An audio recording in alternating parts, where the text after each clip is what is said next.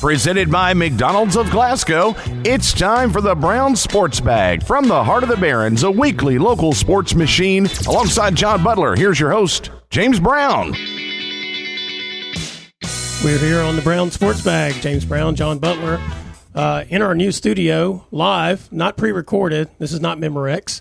He'll start. We're working out a few little things, but hey, it's going pretty well so far. John, I figure we'll spend a couple of segments talking about football just because Friday night turned out to be such a odd night in some ways. We're going to start with the Glasgow game. I was kind of doing a little research. I couldn't find a time that Glasgow lost that badly in terms of score.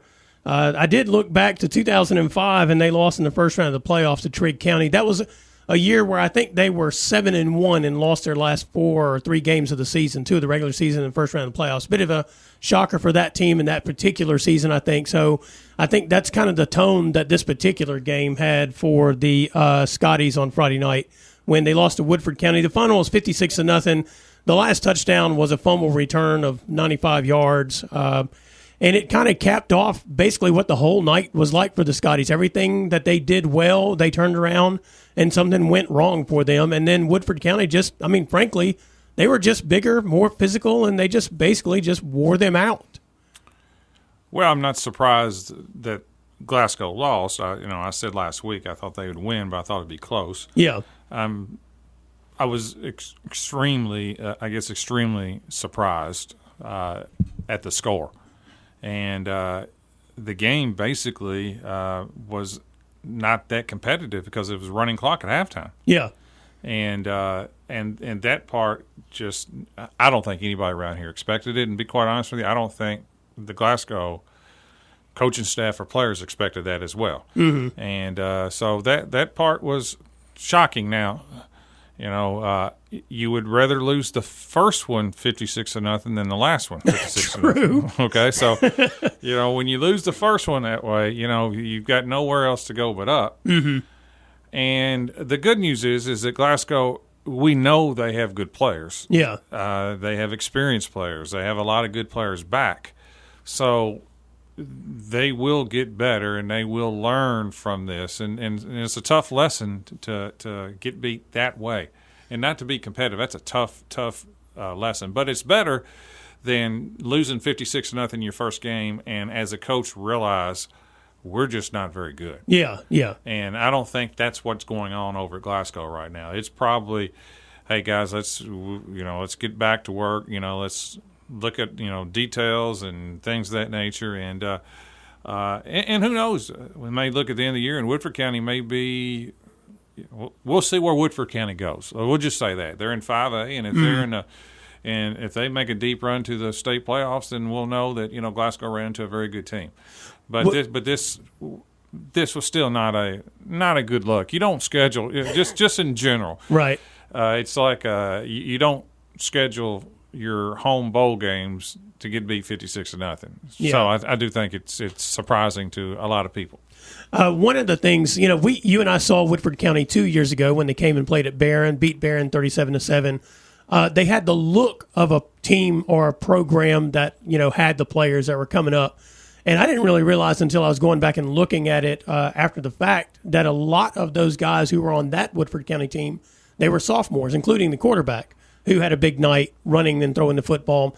And it kind of dawned on me that maybe this Woodford County team is in the same way in Glasgow, in a way, in the sense that they've been looking at this season as like their chance. Well, I would agree. They did have a lot of young players, but they didn't really back it up last year. And it's not like Woodford made a deep playoff run. That's true. So I don't know, but last year's COVID. I don't know who played, who didn't play, or whatever. Right. There's no question they had talent, and they have they had speed and things like that. And it's a bigger school, but that's normally. Now we're starting to make excuses because Glasgow plays like a big school. So yeah. I don't think because they had 400 more kids in Glasgow, that's an excuse. I don't think it was the numbers. I think it was the actual physical abilities because really what Woodford did is they beat Glasgow in the trenches on both sides of the ball. That's normally what happens when you get 56-0. Yeah, I mean that's a team may have more talent, but yes, you're right. Usually when you get beat like that, it's because the other team was just physically beating you in a game of football, which has a toll on you in a way, and it doesn't in other sports. I mean, it requires both physical and mental toughness to put up with that in football. And maybe Garmin was high on his team coming in the season when we did the preseason interview. And he should have been, and he still should be. Yes. But this is a moment that will test the mettle of a team. Yes. It'll test your character. To be perfectly honest with you, do you have and your togetherness as a team? Yeah. Because you only get one game a week in football. Mm-hmm. And so when you come off a bad loss, you got a long time to lick your wounds. It's not like basketball where you got into the game maybe in the next night or a couple of days. Baseball, softball, you play the next day. Yeah. And when you get beat physically, it hurts even more. Mm-hmm. So I guarantee you, this week is for this season of Glasgow. I hate to go. You don't like to use a lot of hyperbole or exasperate deals, but this is a really, really important week of practice for them. Yeah, it is because they have a good group of seniors and they have a good group of sophomores. But I think for a lot of those sophomores, this was their first experience at that varsity level where they were matched up with players who are a couple of years older than them, probably in a lot of situations. And, they have to ask themselves, how badly do I want this? Because you're right.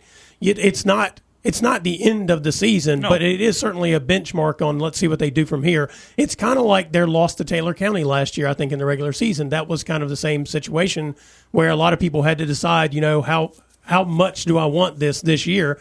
Because that was a pretty lopsided and surprisingly lopsided loss to them last year. Well, it paid off. They turned that into a positive as the season went along. And, I think Glasgow has the talent. But there were some players on the sideline, I think, at the end of that game that they seemed a lot more determined by what had happened to them than just down by it, from what I saw on the sideline. And so I do think it may be a case where those seniors, the coaches don't have to say a whole lot. Those seniors may be doing a lot of the talking and setting the tone this week in practice. And they turn around and play Russellville on Friday night. Physically different, totally different, but Russellville will have talent. They just won't have probably the same kind of size in the trenches and that kind of stuff. This is the best Russellville team since probably some quarrels were back in the backfield or something of that nature. It's been since Coach Carter's left, right? Yeah. Since Coach Myers. Yeah, Coach Myers. It's the best team they've had in a few years, and with the extra year granted to players this year, I think all of Russellville's kids came back. Yeah. All the graduating seniors didn't. They came back and they got a few transfers, and I know they're very high on this team. So, this will be a good game for Glasgow because it's not like a game they can just walk out and just dominate a team. They'll have to play well to win. Yeah. Well, and I'm looking forward to it to see how this pans out for them going forward because I do really think they have the talent. They did have a couple of players who were out for the game who would have had at least some impact, but the bottom line is Woodford was just flat better on Friday night. That's right. Real quick, some scores that kind of caught my attention that are related to Glasgow in this sense. Either Glasgow plays them or they're in their district. That Logan County beat Warren East 37-0 on Friday. That surprised me. Yeah, I mean, a lot of folks thought Logan would be down. I saw them when they did the scrimmage against Glasgow, and I really thought, Logan's going to be better than people think they will be. But they did lose some of the players who decided to take the do-over year but went to Russellville to do it. And so I felt kind of good, but I thought Warren East would be able to score points. I wasn't sure about their defense, but they didn't do either. And Logan was up 30-0 at halftime. It was another game where one team just physically dominated the other from what I've seen. And, that was an interesting score. You mentioned Russellville already. They beat Butler County 45-0. That score doesn't surprise me in the least, but it does kind of confirm that Russellville may be back as a program, in 1A to be worried about. Here's a score that did surprise me, though. Adair County beat Russell County 46-7. Adair's in Glasgow's district. Russell County's in the district with Warren East, Franklin Simpson, Allen County, those guys, Warren Central. That score did surprise me. Yeah, I didn't see that coming either. Yeah. Adair's been very down the last so many years. Yeah. I mean, they had a good football team about five years ago. Right. But they've been down, and to jump up and that's a huge rival. Adair and Russell County are intense rivals. In fact, they didn't even, the schools did not play each other for years because every time they play, there's a fight in basketball or whatever. So that's a big rivalry, and I haven't kept up, quite honestly, with Russell County lately, but they are normally competitive. Yeah. And they're on Barron's schedule later on in the year, so that surprised me. Well, and Russell County did have a really good team. Well, they had a good team last year. They had some good players that graduated, so they lost a lot. But to your point, Adair County is just not usually the program that's beating a team 46-7 like that. But occasionally they do have a wave of talent that comes through, and they're pretty good. So maybe they are this year as well, or maybe Russell County is just that down. Who knows? It's another school that granted an extra year of eligibility, and I know in basketball that several kids took that year over. So I assume normally when that happens, there's probably football players too. Yeah. And then the other one that kind of struck me was Hart County beating North Oldham 24-3. Now, this struck me for two reasons. One, originally Caverna was supposed to play Hart on Friday night. They were unable to play. They will play this week. They're just going to play their game on Saturday at 6 o'clock. Caverna will. And then so Hart County had to rope in a competitor for Friday night. They found North Oldham and played real well against them by all intents and purposes, because Hart is kind of in that same vein as Adair County. They have good teams every once in a while, but they're very often not a team beating people 24-3. Since Hart County's had a really quality football team, and they were looking real late at the end of the week for a football game. Yeah, I mean, like on Wednesdays and Thursdays, they were looking for somebody to play on Friday. Yeah, which normally, if you're no good, you're probably not looking for games. Yeah, you're just taking the forfeit win. So they obviously felt like they have something. Yeah. And to jump in and play North Oldham, which is, it's not a small school. Right. And to beat them 24-3 tells me that Hart County's probably going to be one of the better teams. And they'll play the first game Friday night in the over at the Don Franklin Bowl with Barron, right? Yeah, that's right. Yeah, so that's coming up this Friday, as a matter of fact. We'll talk about that a little bit more in this next segment here. Anything else, any other scores or games that kind of jumped out at you from Friday night as it relates to this particular group of teams? No, I mean, those that's about right. I mean, they were lopsided scores that I thought most of those games would be competitive. Yeah. Well, it's going to be interesting to see how the season goes, because John Harden played LaRue County in the first game over at the Don Franklin Scotty Bowl, and John Harden beat LaRue. I think the final was 34-6 or something like that. But then I found out later LaRue had about 25 kids who didn't play. That's correct. So, we just don't know.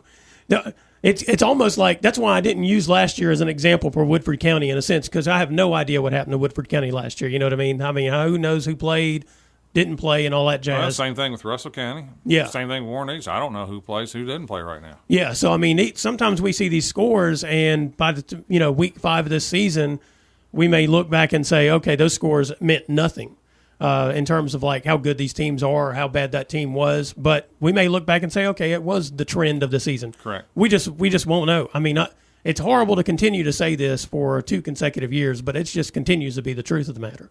Maybe worse right now. Well, yeah, the numbers apparently are. Mm-hmm. All right, it's the Brown Sports Bag brought to you by McDonald's of Glasgow. We'll be right back. Presented by McDonald's of Glasgow, it's back to the studio with James and John, the Brown Sports Bag.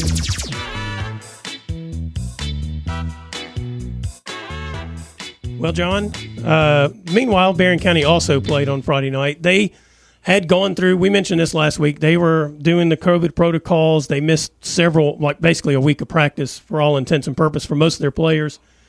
And to be honest with you, I wasn't sure how that was going to work out for them, because I know they had several players that only practiced a day or 2 days before the game starters against Metcalfe County. And to be honest, I actually thought the Trojans did better than I expected them to, because Metcalfe basically has the same team they had last year. They're high on what they've got going on. They feel like they're in a good position to make a run in 2A.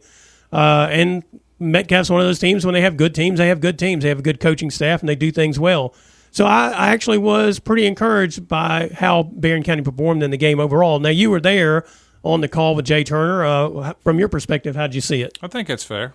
I think overall, if you're a Barron County fan, you can't be too discouraged. In fact, Barron really dominated the first quarter completely. Offensively, went down the field and a costly holding penalty, put them in a bad spot, and defensively they were tremendous the first quarter. But the second, third, and fourth is when Metcalf kind of took over. And but Metcalf's really good. It's probably the best Metcalf County football team they've had in a while. Yeah, they've got two really good players, and they're well coached, as you said. But Peyton Dial, their quarterback, 4-year starter, he's really, really good. Throws the ball well. Also can really run. I think he had a 50-something yard touchdown run. Plus he threw for 3 touchdowns.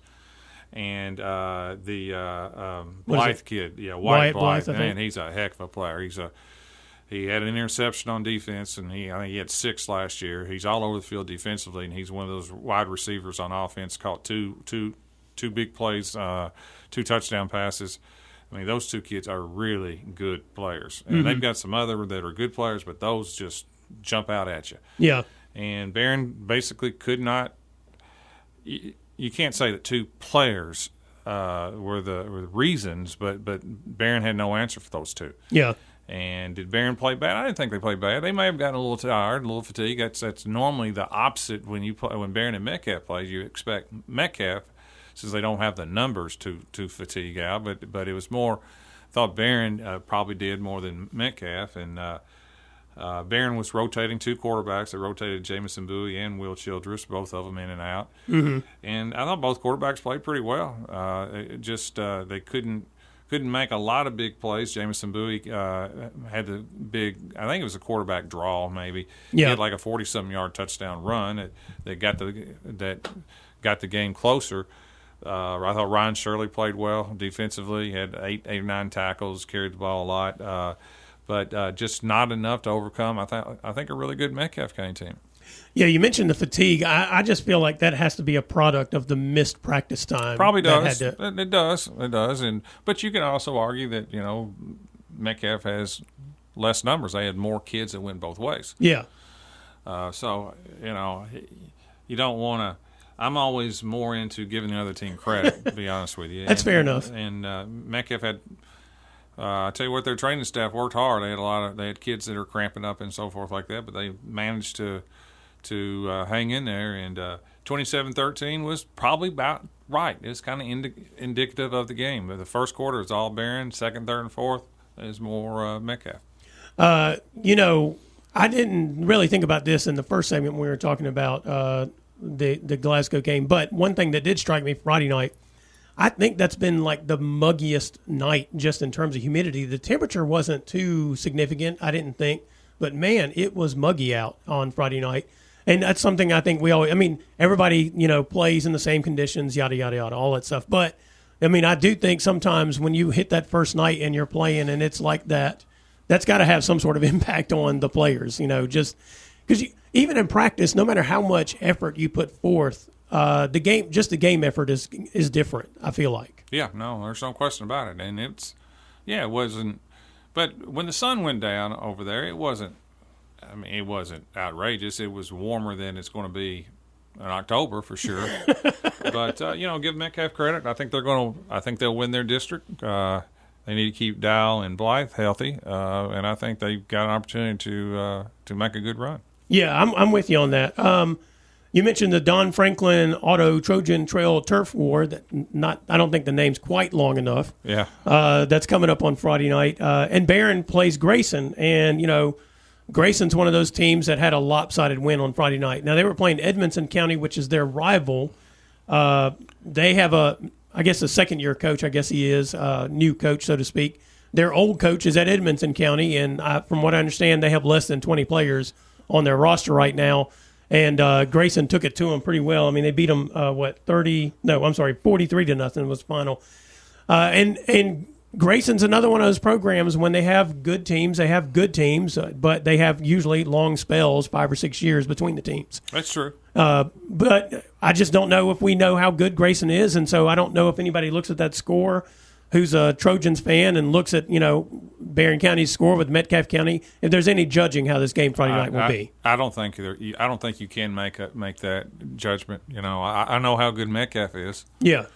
and I think Metcalf is good, and I think Metcalf is probably better than I know they'd be probably better than Edmondson. Right. Without seeing Grayson, I don't know. So we'll just have to wait and see. But Grayson, Barron and Grayson has played.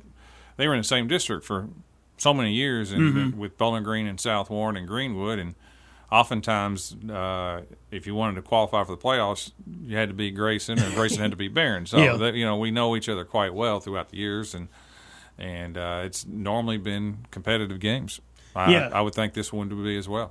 Yeah, both those teams are actually on Barron's schedule because they got Grayson on Friday, and Edmondson is that their last game of the season, I think, for the Trojans. Allen is the last game. Okay. Did they have Edmondson on the schedule, don't they? I don't think Maybe so. not. Not Maybe this not. year. Not this year. It's so they play each other so often every year. They seem to play each other every year. I just assumed incorrectly that they were playing again this year. But anyway, so yeah, that'll be interesting. The first game, that game is at 8:00, I think, is the scheduled. First game is Hart County, Macquarie County at 6. Yeah. The Barron game is scheduled for 8. It'd be almost impossible. Yeah. I mean, it's probably closer to 8:45. That's what I'm guessing. Well, and even with the heat index and stuff, that's scheduled for this week. As long as there's, we've had these bowl games, and I've walked out of there at 1:30 in the morning. Yeah. I mean, it depends on lightning, and just weather is very determinant on how quickly these games get going and last.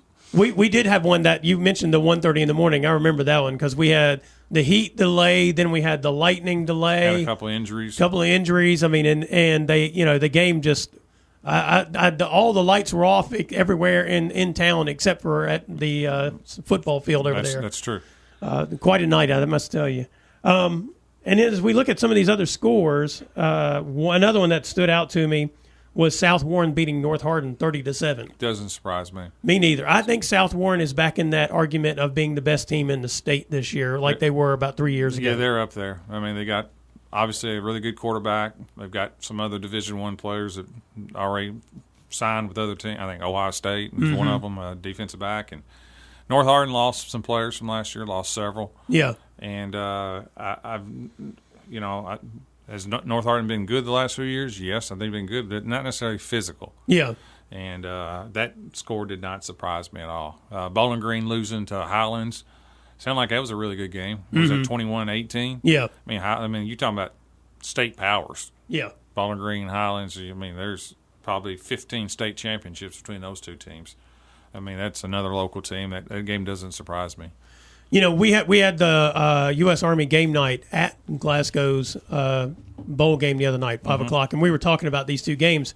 And I thought South Warren would handle North Hardin pretty easily just because of the combination of things you just mentioned about what South Warren has back, what North Hardin lost. Now Bowling Green lost a lot as well, but Highlands, what they've done is they brought back their whole old coaching staff, the one that built the program in the late 90s, early 2000s, where they won, 4 or 5 state championships in 10 years, somewhere that window was. So they brought them back. They're actually turning around quicker than I expected them to. I really thought Bowling Green might win that game, but I knew that if Highlands won the game, it was notification Highlands is back on the map as one of the state powers. They've been good, but they've not been as good as they expect to be in recent years. Right. And then, just generally speaking, I thought those were some pretty interesting benchmark games for people to look at.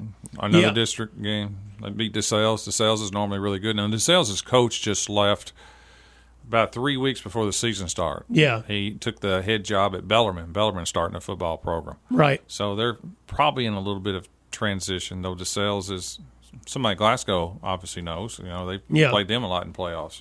Yeah. Well, and that score probably didn't surprise me in the sense that I knew DeSales is in that transitional period as well. And last year, I thought Central Hardin probably had more talent than we were seeing in some of the games. They were a program that just got wrecked by the COVID situation, missed games, missed whole weeks. I think they missed 2 or 3 weeks. Right. So I don't know that they ever got going last year in terms of what they were capable of doing, but they're generally a solid football program. Solid, yeah, physical. Yep. So I mean, those are a couple. I didn't check the Meade County score. I don't know how they did. I don't know. I don't even know if they played. I'm sure they did, unless they got canceled. Yeah. So I didn't see what they did, but yeah. There's a couple of the teams that are in Barron County's district that we got to see. Central Hardin beating DeSales and North Hardin taking that lump from South Warren. Anything else from this particular group or Barron County's game Friday that you can think of? No, I mean Trinity got beat. That's not around here, but that's always big news when Trinity leaves. Of course, they're in transition too, losing their coach. Yeah. St. X beat Owensboro at Owensboro. Pretty good game. Yeah. Some games. There were some fascinating first week games to check out around the state. All right, this is Brown Sports Bag brought to you by McDonald's of Glasgow. We'll be right back. Presented by McDonald's of Glasgow, it's back to the studio with James and John, the Brown Sports Bag. Well, John, we had some other sports besides football that were played last week. We've talked a lot about football. Those were the first games of the season. Get that out of the way, I guess. We had some high school soccer. One of the key games, I guess, was the Barron County versus Glasgow girls last week. Barron won the game 6-0. They're the only two teams in the district right now. So, I think it was Lee McFarland pointing out to me afterward, he goes, considering the circumstances with games getting canceled and that kind of stuff, it was probably important to win this game because there's no guarantee there will be a second game played. We're back to this year, both those district games counting in district in the regular season. So determining seeding, but, as I mentioned, there's only two of them, so it's mostly irrelevant anyway. And I think a couple of things stood out to me from that game. One is that was Barron County's fourth game, and that was Glasgow's first game. And I thought in the first 10 or 15 minutes especially, Barron was just playing at a different speed than Glasgow was. And, they scored real quick. Allie Bell got a breakaway score. And so I just thought that was kind of one of the things to know this. And so, that was one thing to consider. And just Barron has some talent that has come back. Mentioning Allie Bell, Hadley Adams, Hallie Hills, those guys. And of course Deweese, the goalie, coming back as well. Graceland Deweese, and Glasgow lost a lot, especially on their defense from last year, and I thought that kind of showed up. Well, I think all of what you said is true. It's a huge advantage, and that's Barron's fourth game and Glasgow's first. I mean, that is obviously an advantage right there, and plus Barron has a lot of good players back. I don't think there's any doubt about that. They got their goaltender and Grayson Deweese, who's only allowed, I think, one goal all year. Yeah. And then you have some firepower, with Allie Bell and Hallie Hills and Adams and things like that. So Barron's got a good team, and you add 4 games under the belt to Glasgow's first. That's obviously an advantage. And though I do think Glasgow, the game started off, it took Barron a little bit time to score, didn't they? Well, Allie Bell got a breakaway in the second minute. Second minute, okay. And then they got another goal, I think, in about the 5th minute. Then things kind of settled down. Right, I thought they settled down after that. But it's Barron won 6-0, and I don't think that's surprising, to be perfectly honest with you, just with what's coming back and so forth and being the first game. But it's a good win for Barron, obviously. Yeah, and then Glasgow, they were supposed to play a game on Thursday. Warren Central canceled on them. Their next game is tomorrow night at South Warren. That's no break of any kind. No. And so then Barron County, they're hosting Somerset today. Makeup game, I believe. Yeah, makeup game. I think that game was supposed to have been played last Thursday as well, and Somerset maybe canceled. Somerset has the best school nickname, mascot of any school, definitely in this state. Yeah. The Briar Jumpers. I think they almost have whittled them down to just the Jumpers. Well, that's just a shame. Yeah, it is. But I think the official name is Briar Jumpers, but I think they kind of go by Jumpers now. Well, that's kind of like all these colleges that have fighting in front of whatever they are, and then people have been trying to get rid of the fighting or some other part of it, and I'm just like, it's just unique for a team not to be called the Tigers or the whatever. It's nice to have those kind of double names and that kind of stuff. Right. It's just a different, And a Briar Jumper, I take it as a rabbit based on their mascot. I mean, rabbits jump briars. I suppose. I guess. There are a lot of other animals that may squirrels. Yeah, humans try. Yeah, that's right. Meanwhile, the Barron County boys, they bounced back. They had suffered a couple of losses after opening with the 4-2 win over Hart County. They bounced back, beat Logan County 4-0. They really kind of needed that win, I think, because they had taken a couple on the chin. I think the best thing about the 4-0 win by Barons was not that they scored 4; they gave up none. Yeah, they've kind of struggled. Their defense has struggled, and they're even in the game they won. And as we talked about last week, I think that's what Joe Mercer, the coach, was worried about, was replacing some guys on defense. Defense in soccer is more than the goalie. You got to have people supporting. Yeah, your goalie. The best thing in soccer is a bored goalie. So your goalie is back there. You hope he's taking a nap and getting some tea and scones, as one soccer coach once said to me. Doing their algebra. Yeah, it's because your defense is making sure that there's nothing there threatening them whatsoever.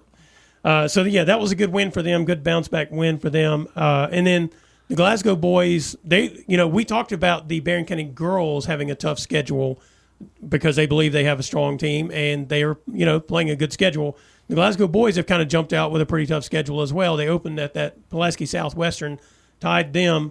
Their game against Allen County that was scheduled for last week got canceled by Allen, so they got the forfeit win, but they got nothing out of it. So Saturday they went and played at Owensboro, usually a pretty solid soccer program out of the 3rd region. Lost that game 5-0. I would guess Coach Mahung would be disappointed in the score just because I'm sure he would have liked to have, going back to not giving up goals, I'm sure he would like to, if he's going to lose to a tough team, 1 or 2-0, if it's going to be that way, or 2-1, something that is a little more competitive in score-wise. Yeah, but Owensboro is traditionally a good soccer program. You can find, it's not hard to see where a lot of the good programs are. Mm-hmm. It's in the bigger cities. Bowling Green, Owensboro, Lexington, Louisville. Those are the pockets where, soccer has tend to have, a lot of tradition and so forth. So going down there, I'm sure they'd like to win, but I don't know anything about Owensboro. I just know traditionally they're good. Yeah.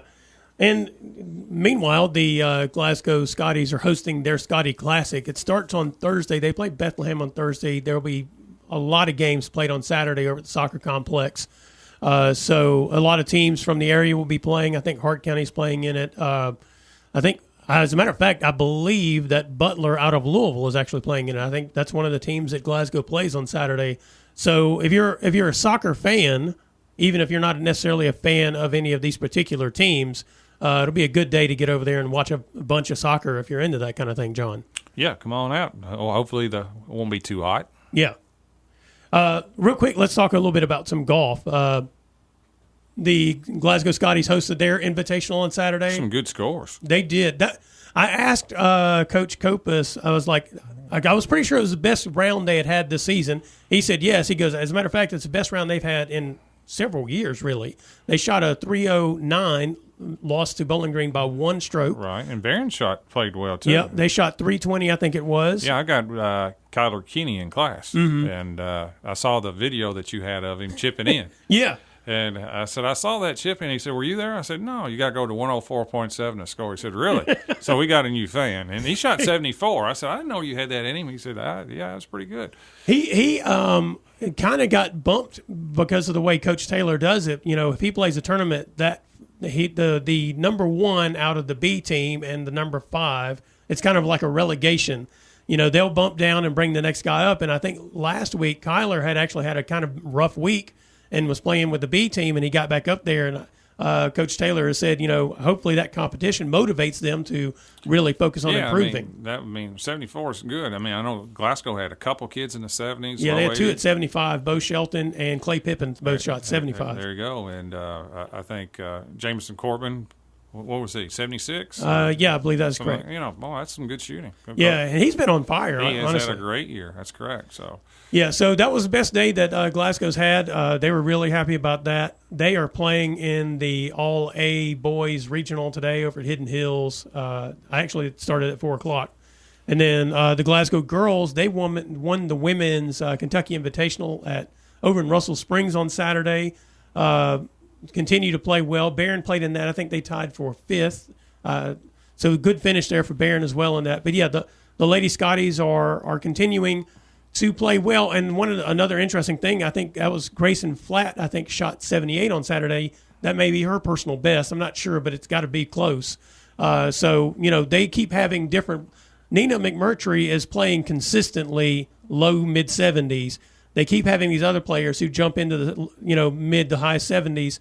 in each of these tournaments. That's the recipe to win a region. Yeah, it is. And maybe, they could have one of those days at the region or, maybe at the state where it all comes together real well for them. I mean, they're all real close there. Yeah, they seem to be following the formula of regional champions and state contenders that I've seen in the last 20 years. That's the formula. Yep. So, and they play in the girls All-A Regional tomorrow over at Hidden Hills. I'd say they're by far the favorites to win that.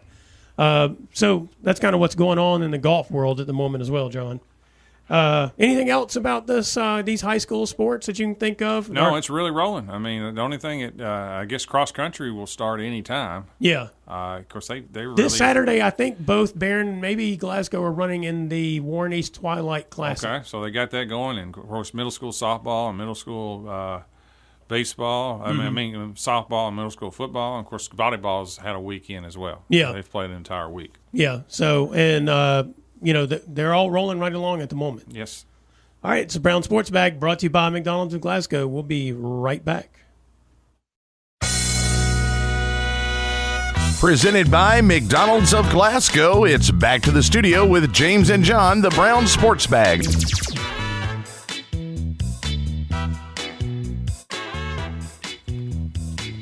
Well, John, we're going to start off real quick with the Reds in this particular segment. They are above the cut line right now in the wild card race. It doesn't look like they're going to catch the Brewers. I mean, we still have more than a month left in the season, so they could. They passed the Padres. Yeah, they passed the Padres. They're playing pretty well right now. Great.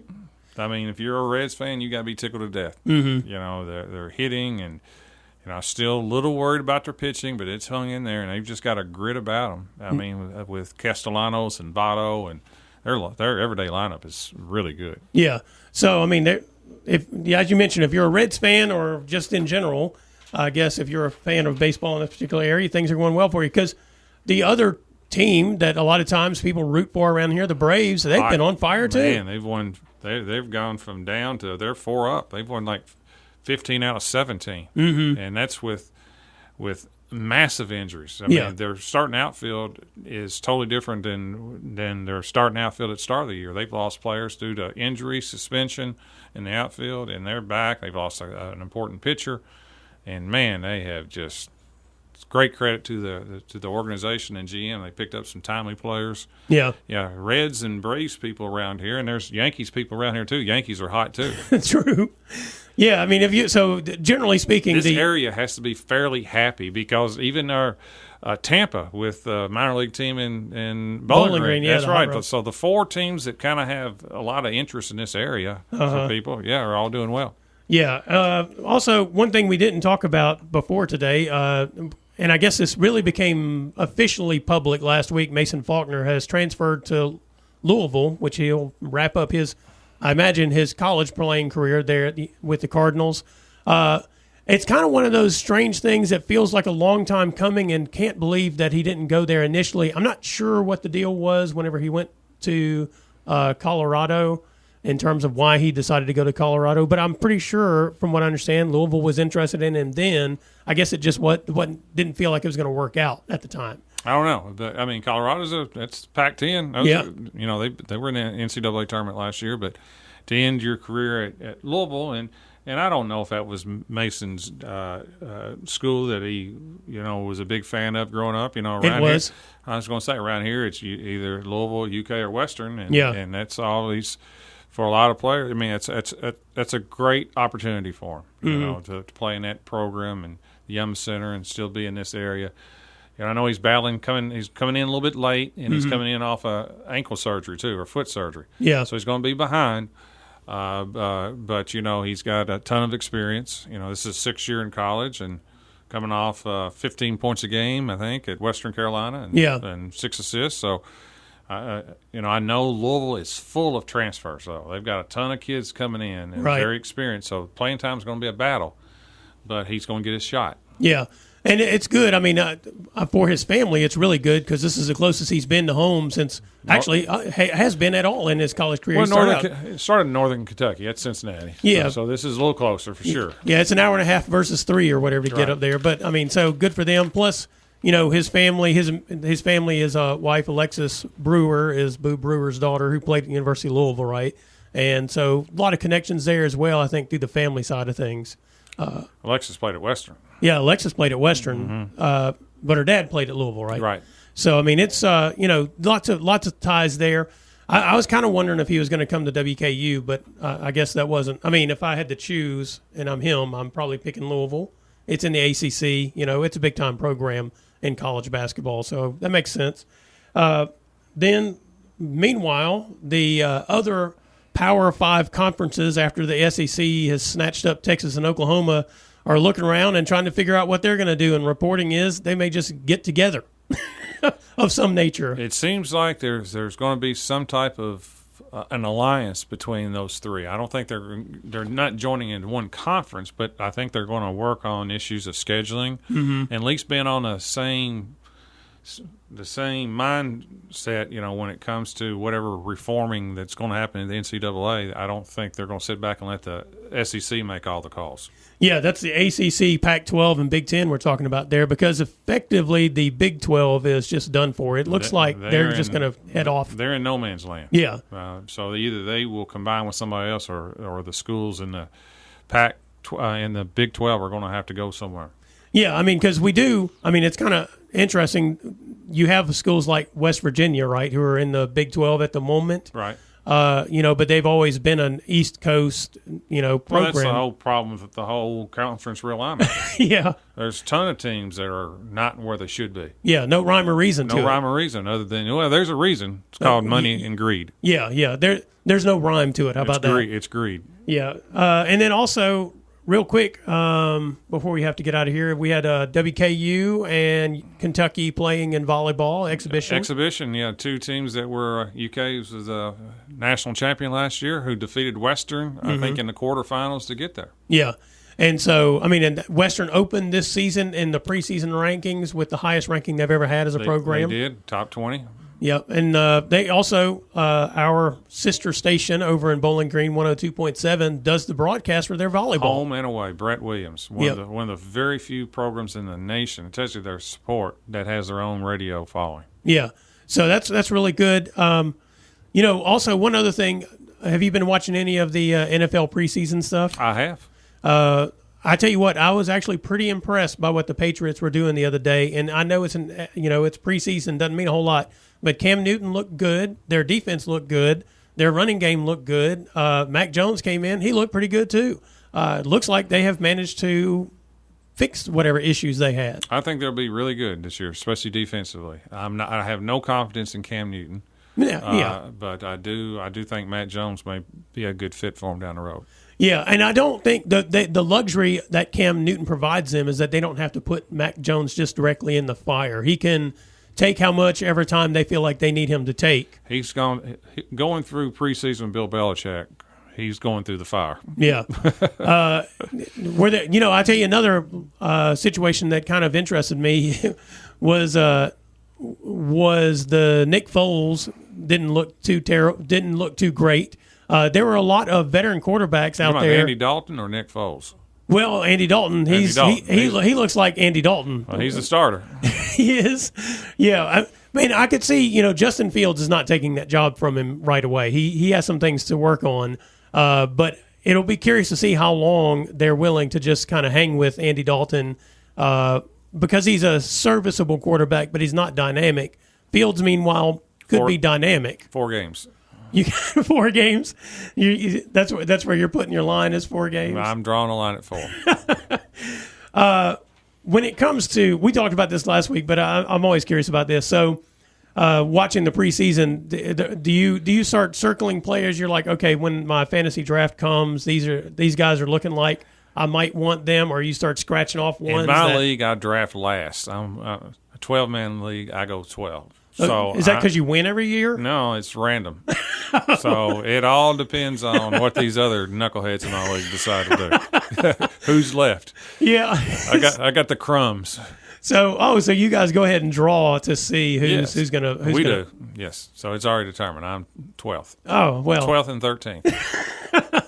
So what is that? The snake draft? You're going with the snake draft? That's right. Mm-hmm. That's not a bad way to go about it. No, I guess. it's not. It's fun. I'd almost rather be 12th than first. Yeah, because I get 2 of the top 13. Yeah, and that probably works out pretty well for you. It's all right. We'll see. We'll see. I look forward to it. Anything else that you can think of as we get ready to get out of here that you've found interesting in this last week of the sports world? I got one of my favorite tournaments coming up. Yeah, what's that? U.S. Open's dialing up. I like the majors and these. Yeah. The only time I watch golf is the majors. The only time I watch tennis is the U.S. Open and a couple more majors. Looking forward to that. You got any favorites for the U.S. Open? No. No, but I do like watching late night tennis during that. I do think it's pretty cool. The New York atmosphere is different than anything else. Yeah, it's a good tournament. I had a friend who used to be a ball boy for the U.S. Open. Really? Yeah, we went to school together over in Wales for a little while, and that's what his teenage years. That's what he did. He'd go run the balls at the U.S. Open.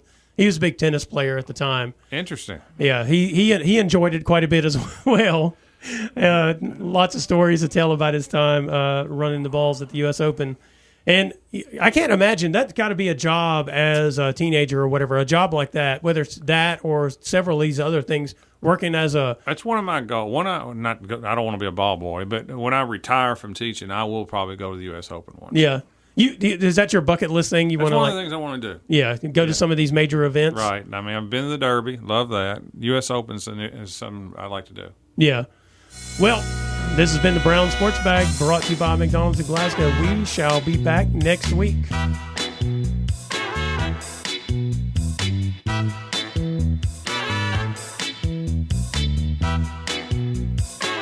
Thanks for listening, and be sure and join James and John once again next Monday at 4 for the Brown Sports Bag, a local weekly sports machine presented by McDonald's of Glasgow. Coming soon to your FM dial, this is Fox Sports Radio, WCDS Glasgow, AM 1230.